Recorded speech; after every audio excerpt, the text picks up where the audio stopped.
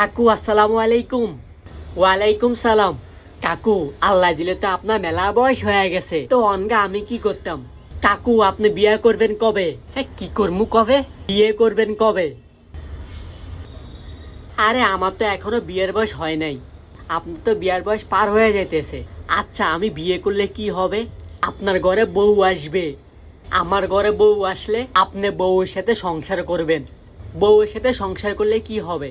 কিছুদিন পর আপনার বাচ্চা হবে, কিছুদিন পর বাচ্চা হইলে বাচ্চা আপনাকে আব্বা বলে ডাকবে। বাহ, তাহলে তো তুমি তো সবই জানো। হ কাকু আমি তো সবই জানি। এই তুমি না আমাদের বাড়ির করিম ভাইয়ের ছেলে?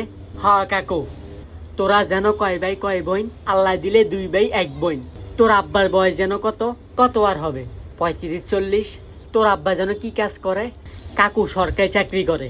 তাহলে তোর আব্বারে আরেকটা বিয়ে করে দে। তোর আব্বারে আবার বিয়ে করার কেন? আমার আব্বার তো বিয়ে হয়ে গেছে। না, তোর আব্বারে আরেকটা বিয়ে করে দে। আমার আব্বার তো বিয়ে হয়ে গেছে, আমার আব্বার তো আর বিয়ে হইব না। আমার আব্বার 2 ছেলে 1 মেয়ে। আরে তোর আব্বা ছেলে মেয়ে হলে কি হয়েছে? তোর আব্বারে আরেকটা বিয়ে করাই দে। আমার আব্বারে আরেকটা বিয়ে করাইলে কি হইব? তোরা সবাই মিলে আরেকটা দাওয়াত খেতে পারবি। আরে কাকু আমরা তো আপনার বিয়ের দাওয়াত খেতে চাইতেছি, আমার বিয়ের দাওয়াত তোদের খেতে হবে না।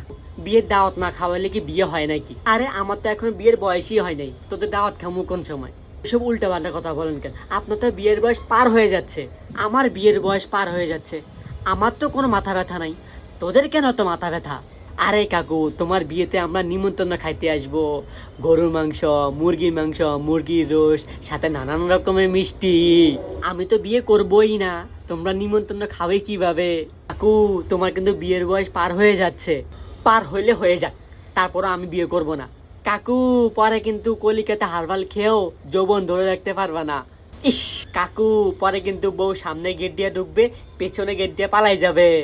এই ছেলেগুলা দিন দিন কত সেনা সেনা হয়ে যাচ্ছে, কত পাজির পাজির হয়ে যাচ্ছে, এদের জন্য আর বেঁচে থাকা যাবে না। হ্যাঁ।